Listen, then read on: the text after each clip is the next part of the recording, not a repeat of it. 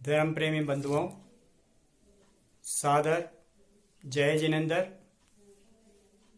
आज के क्लास के अंदर हम ब्रह्मचर्य व्रत के प्रति चिंतन मनन करेंगे। वैसे ब्रह्मचर्य व्रत हम 3 प्रकार से देखेंगे। पहला जो है,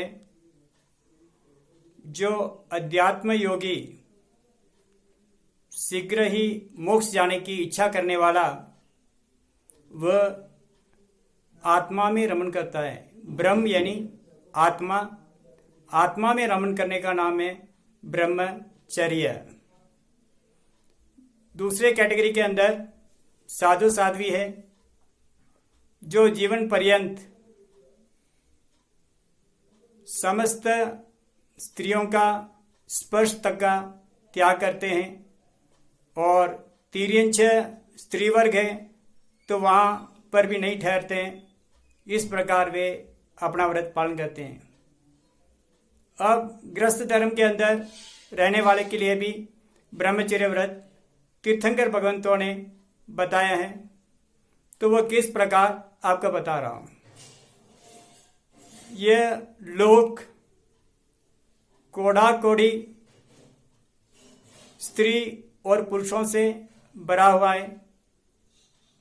इनमें से जब विवाह के योग्य होता है तो पुरुष एक लड़की का चयन करता है और जीवन भर के लिए उसके साथ संबंध जोड़ता है। तो यह एक बहुत बड़ा त्याग है उसका, क्योंकि संसार के अंदर जितने कोड़ा कोड़ी स्त्रियां हैं, सभी का त्याग होकर मात्र गृहवास चलाने के लिए एक स्त्री से अपना संतोष धारण करता है। इसी प्रकार स्त्री वर्ग भी इस लोक के अंदर कोड़ा कोड़ी पुरुष है, उनमें से एक पुरुष को चयन कर समस्त पुरुषों को त्याग करती है, तो वो उनके लिए ब्रह्मचर्य व्रत हो गया। अब इस व्रत को पालने के लिए ज्ञानी भगवंतों ने क्यों बताया है? ये जितने भी बातें मैंने बता रहा हूं, वह इस संसार के अंदर जितने भी दुख हैं उनसे छूटकर शीघ्र परम शांति प्राप्त करने के लिए एक महा त्याग रूप है।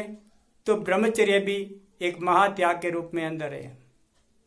अब वो शादीशुदा स्त्री और पुरुष के जोड़े जब अपने व्रत निभा रहे हैं, तब उसके अंदर अतिचार के रूप में कुछ बात आते हैं। जैसे उदाहरणवश कई फंक्शन के अंदर चले गए, वहाँ अनेक स्त्रियां सज धज कर आती है, तो उस समय वह ब्रह्मचारी जिसको शीघ्र ही मोक्ष जाना है, वह अनेक स्त्रियों को देखते हुए भी अपने मन के अंदर उसे पुद्गल के रूप में देखता है, पर के रूप में देखता है, तो वह उसके लिए एक ब्रह्मचर्य व्रत हो गया। इसी प्रकार स्त्री वर्ग भी अनेक पुरुषों को देखती है, देखते हुए भी उन्हें पर के रूप में समझती है, और दोनों पक्ष छोटों को भाई बहन के रूप में, मध्यम को बड़े भाई बहन के रूप में, और बुजुर्ग को माता पिता के रूप में देखते हैं। लेकिन हर एक का मन शांत नहीं रहता है, तो विकृत स्थितियां भी उत्पन्न होती है। तो उन विकृत स्थितियों के अंदर जब मन पर के अंदर चलायमान होता है, पर स्त्री या पर पुरुष को देखकर उनके अंग उपांगों को निखरता है, उसके अंदर आनंद मानता है, तो वह उनके लिए एक अतिचार रूप के अंदर है। जब जब भी इस प्रकार अनेक स्थानों पर, चाहे घर के अंदर टीवी देखते हुए या इंटरनेट देखते हुए या और अन्य स्थानों पर जब जब पर को देखते हैं तो उन्हें पर समझ ले तो वह एक गृहवास में रहते हुए भी व्यक्ति के लिए बहुत बड़ा एक ब्रह्मचर्य व्रत हो गया, क्योंकि पर का त्याग, स्व के अंदर संतोष इस व्रत का महिमा है। और ज्ञानी भगवान बताते हैं कि भाई इस प्रकार गृहवास में रहते हुए ब्रह्मचर्य व्रत का आराधन करने वाले के लिए बहुत बड़ी एक शक्ति उपलब्ध होती है, और वो शक्ति उनके ज्ञान वृद्धि के अंदर और शक्ति के रूप के अंदर रहती है। तो मैं यहाँ पर इस व्रत की महिमा बता रहा हूँ।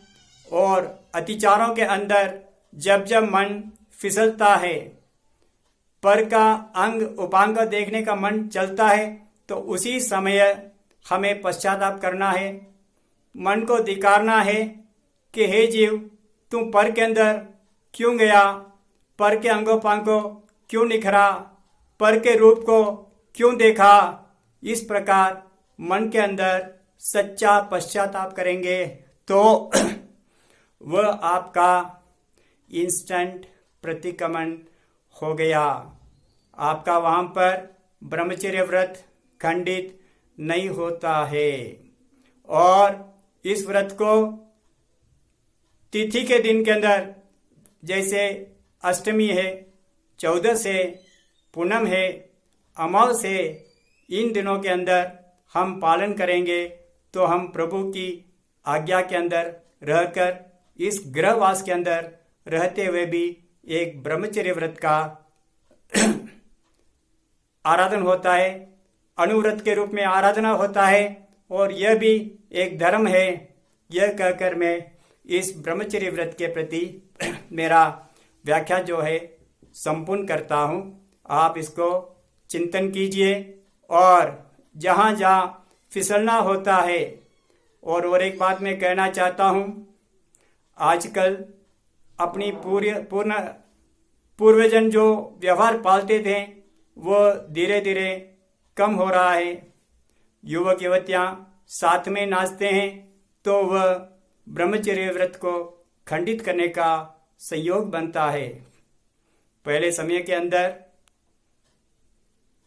ज्ञानी बन कहते हैं कि एक स्त्री जो गृहवास के अंदर रहकर अपने पति के सिवाय दूसरे किसी भी पुरुष के अंदर मन वचन काया नहीं चलित होती है, और अगर वो चाहती है तो वहाँ पर बारिश भी हो सकती है, इतना शक्ति उनके अंदर आ जाता है।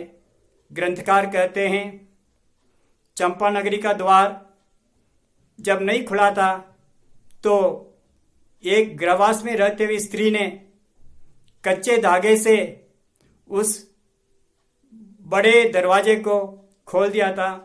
तो ये उनकी एक बहुत बड़ी महिमा किसके कारण, यानी इस शील व्रत की आराधना के अंदर है। तो धर्म प्रेमी बंधुओं, हमें इस गृहवास में रहते हुए भी इस ब्रह्मचर्य व्रत का आराधन इस प्रकार हम पर की दृष्टि हटाकर स्वयं के अंदर दृष्टि लगाएं। तो वापस मैं एक छोटा सा स्तवन कर रहा हूं। पर से दृष्टि हटा, पर से दृष्टि हटा, ओ जीवड़ा निज में दृष्टि लगा ले। पर से दृष्टि हटा, पर से दृष्टि हटा, ओ जीवड़ा निज में दृष्टि लगा ले। ओ पर से दृष्टि हटा ले, पर से दृष्टि हटा, जड़ से दृष्टि हटा, ओ जीवड़ा जड़ से दृष्टि हटा ले। जड़ से दृष्टि हटा, जो जो रूपी पुद्गल है उनको जड़ समझ कर ऊपर से दृष्टि हटा ले, पर से दृष्टि हटा। रूपों से दृष्टि हटा ओ जीवड़ा, रूपों से दृष्टि हटा ले, रूपों से दृष्टि हटा। रूपों से दृष्टि हटा ओ जीवड़ा, निज में दृष्टि लगा ले, ऊपर से दृष्टि हटा ले, पर से दृष्टि हटा। तो बंधु, आज के क्लास के अंदर इस ब्रह्मचर्य व्रत और गृहस्थ आश्रम के संबंधित मैंने जो बताया है, तो इसे आप चिंतन मनन करके अगर कहीं स्खलित हुए तो उसके लिए सच्चे मन से आप पश्चाताप कर लिए तो आपका तत्काल प्रतिक्रमण हो जाएगा। जय जिनेंद्र।